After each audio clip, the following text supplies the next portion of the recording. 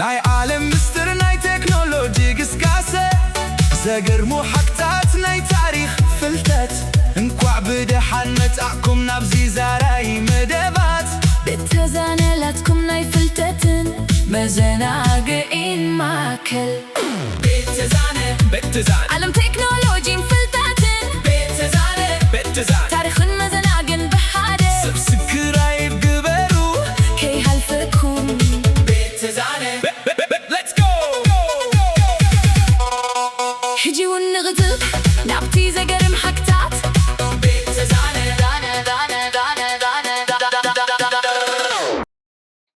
ታሪኽ መወዳእታት ዘይብሉ ኩናታትን ዘይንብሩ ውሳኔታት ዘይእመኑ ሰባትን ዝመልአ እዩ እምበኣር ኣዝዮም ዘገርሙ ዘስሕቁን ምስ ሰማዕካዮም እዚ ከመይ ኢሉ ሓቂ ይኸውን ዘብሉ ኣዝዩ ሃብታምን መሳጥን ታሪኻዊ ፍጻመታት ብፍላይ ኣብዛ ቪድዮ እዚኣ ድማ መቐፀልታ ግን ከዓ ብዓይነቶም ካብ ዝሓለፉ ዘቕረብናልኩም ኣዝዮም ዝተፈለዩ ታሪኽ ዝሓብኣልና ዘስሕቁን ዘገርሙን ፍጻሜታት ሒዝናልኩም መፂና ኣለና ቅድሚ ምጅማርና ግን ነዛ ቪድዮ ላይክ ነዚ ቻነል ድማ ሰብስክራይብ ምግባር ኣይትረስዑ ሰናይ ምክትታል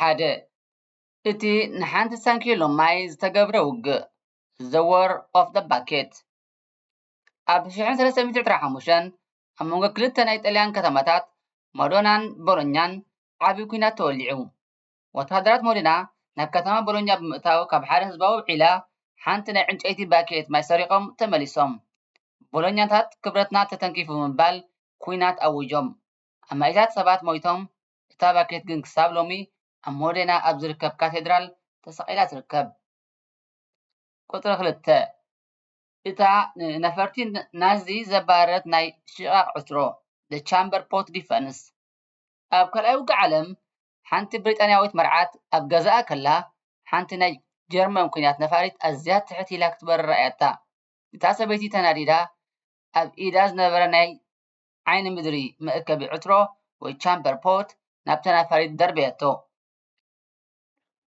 እቲ ፓይሎት ገለ ሓደገኛ ቦምብ ተደርበየሉ መሲልዎ ነፋሪቱን ላጊሱ ኣብ ጥቕኡ ዝነበረ ፈሳሲ ጭቃ ውሒጥዎ ሳልሳይ እቲ ብሰንኪ ቆቢዕ ዝተላዕለ ዕግርግር The Straw Hat Riot of 1922 ኣብ 1922 ኣብ ኒውዮርክ ኣወዳት ካብ መስከረም 15 ድሓር ናይ ሳዕሪ ቆቢዕ The Straw Hats ክገብሩ ኣይፍቀድን ዝብል ዘይንቡር ናይ ፋሽን ሕጊ ነይሩ ገለ ሰባት እዚ ዕለት እዚ ምስ ሓለፈ እቲ ቆቢዕ ገይሮሞ ብምውፅኦም ዓበይቲ ጭፍራታት መናእሰይ ነቲ ቆቢዕ ካብ ርእሶም እናመንጠሉ ክቐድዎ ጀሚሮም እዚ ፍጻመ እዚ ናብ ዓብዪ ኩናት ጎደና ተቐይሩ ፖሊስ ክኣትዎ ተገይሩ ራብዓይ እቲ ናይ ኮሚደረ ፍርዲ The Tomato Trial of 1820 ኣብ መጀመርታ መበል 19 ክፍለ ዘመን ኣብ ኣሜሪካ ሰባት ኮሚደረ መርዛም ኢሎም ይፈርሑ ነይሮም ሮበርት ጆንሰን ዝበሃል ሰብ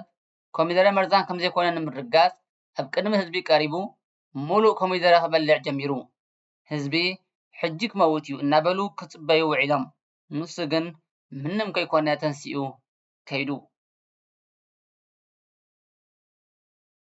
ሓሙሻይ እቲ መነኮሳት ዘባረረ ናይ ተኻሉ ድምፂ ሓደ እዋን ኣብ ሓደ ኩርናዕ ዓለም ሓደ ዘይንቡርን ዘገርምን ፍጻመ ተኸስተ ኣብ ሓደ ፅሙድ ዝበለ ገዳም ዝነበራ መነኮሳት ወይ ናንስ ብሰንኪ ሓደ ካብ በረኻ ዝመፀ ናይ ተኻሉ ጭደራ ካብ መንበሪአን ክሃድማ ተገደዳ እዚ ድምፂ እዚ ግን ናይ እንስሳት ጭደራ ጥራይ ድዩ ነይሩ ወይስ ኣብ ድሕሪኡ ዝተሓብአ ዓብዪ ምስጢር ነይሩዎ እዩ እቲ ኩነታት ኣብ ሓደ ፀላም ምሸት ጀሚሩ እተን መነኮሳት ኣብ ጸሎትን ህድኣትን እንከለዋ ካብ ርሑቕ ዘስካሕክሕ ናይ ተኻሉ ጭደራ ክስማዕ ጀመረ እዚ ድምፂ እዚ ግን ተራ ድምፂ ኣይነበረን መዓልታዊ ክደጋገም ጀመረ ተኻሉ ናብቲ ገዳም እናቐረቡ ይመፁ ከም ዘለው ርዱእ ነበረ ዘገርም ግን ኣብቲ ከባቢ ተኻሉ ከም ዘየለው ኩሉ ሰብ ይፈልጥ ነይሩ እዩ ታሪኽ ከም ዝሕብሮ እዚ ድምፂ እዚ ንመንፈሳዊ ህይወተን ጥራይ ዘይኮነስ ንኣእምራዊ ሰላምን እውን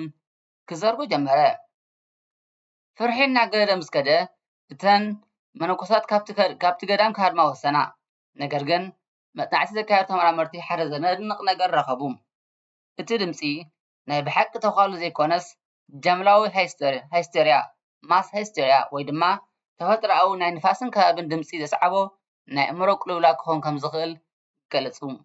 ገሊኦም ድማ እዚ ፍጻመ እዚ ፖለቲካዊ ወይ ማሕበራዊ ጸቕጢ ንምፍጣር ዝተገብረ ናይ ተንኮል ስራሕ እዩ ይብሉ።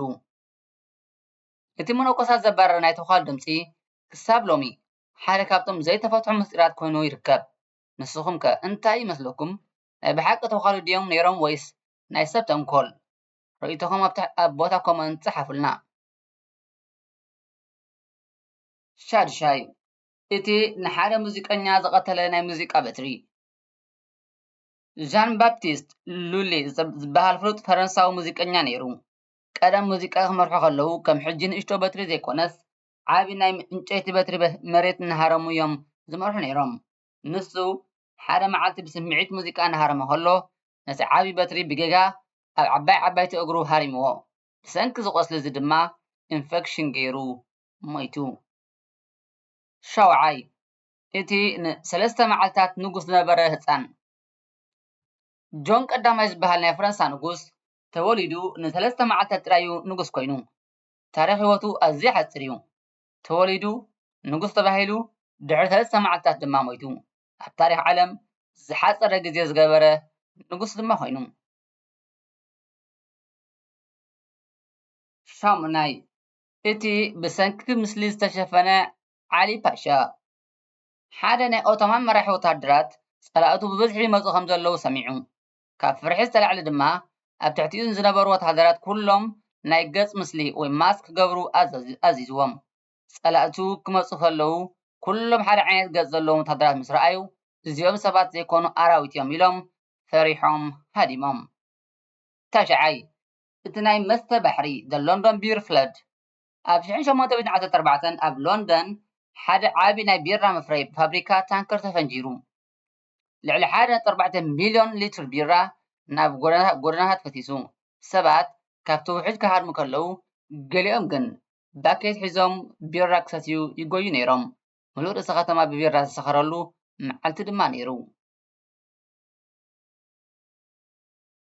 ኣስራይ እቲ ንፈረስ ሴናተር ዝገበረ ካሊጉላ ዝበሃል ሓያል ናይ ሮማ መራሒ ነይሩ። ንሴናተራት ወይ ፖለቲሽያንስ ንምውራድ ብምባል ነቲ ኣዝዩ ዝፈትዎ ፈረሱ እንሲታትስ ናይ ሮማ ሴኔተር ወይ ኣባል ባይቶ ክኸውን ሸይምዎ። እቲ ፈረስ ናይ ወርቂ መግቢ መቐረቢ ነይሩዎ። 11 እቲ ብናይ ሓሶት ወረ ዝተሸፈነ ኩናት ኣብ 1741 ኣብ ሓደ ውግእ ሓደ መራሒ መርከብ ነገስቱ ተዓዊተ ኣለኹ ዝብል ናይ ሓሶት ደብዳቤ ለኣኸ። እቲ ሃገር ዓቢ ጽምብል ክትገብር ውዒላ መዘከርታ ዝኸውን ሳንቲም እኳ ኣሕቲማ። ነገር ግን ድሕሪ ሒደት መዓልታት እቲ ሰራዊት ተሰዒሩ እቲ መራሒ እውን ሃዲሙ ከም ዝመፀ ተፈሊጡ። 12 እቲ ሬሳ ሒዝካ ዝተገብረ ውግእ ዛንዚዝካ ዝበሃል ናይ ቼክ ጅግና ወታደር ቅድሚ ምሟቱ ቆርበተይ ቀዲድኩም ናብ ከበሮ ስርሕዎ ኢሉ ኣዚዙ። ወታደራቱ ከምቲ ዝበሎም ገይሮም ኣብ ነብሰ ወከፍ ውግእ እቲ ናቱ ቆርበት ዘለዎ ከበሮ ክሃርሙ ከለዉ ጸላእቱ ዛንዚዝካ መንፈስ መጺኡ ኢሎም ፈሪሖም ይሃድሙ ነይሮም። 13 እቲ ናይ መጻሕፍቲ ምግባድ ደ ቡክ ኢተር ኣብ መበል 14 ክፍለ ዘመን ሓደ መጻሕፍቲ ኣዝዩ ዝፈቱ መንእሰይ ነበረ። ካብ ምሕር ፍቅሪ መጻሕፍቲ ብዝተላዕለ ድማ ነቶም ዘንብቦም መጻሕፍቲ ገጽ ብገጽ እናቐደደ ይበልዖም ነይሩ። እቲ ፍልጠት ናብ ውሽጠይ ከኣትዩ ኢሉ ድማ ይኣምን ነበረ። ክቡራት ተኸታተልቲ መደባት ቤት ተዛነ ዩቲዩብ ቻነል ንሎሚ ዘዳልናልኩም ዘስሕቁን ዘገርሙን ታሪኻውን ፍጻመታት ኣብዚ ወዲና ኣለና። እዛ ቪድዮ ንኻልኦት ሰባት ክትሕግዝ ሸር ግበርዋ። ክሳብ መወዳእታ ምሳና ጸኒሕኩም ስለዝተኸታተልኩምና እንዳመስገና ንቻነልና ሓደስቲ ዝኾንኩም ሰብስክራይብ ከምኡውን ላይክ ሸር ክትገብሩ ነዘኻኽር። ዝመጽእ መደብና ክሳብ ንራኸብ ሰሰናዩ ይቐኒልና። ቤት ተዛነ ዩቲዩብ ቻነል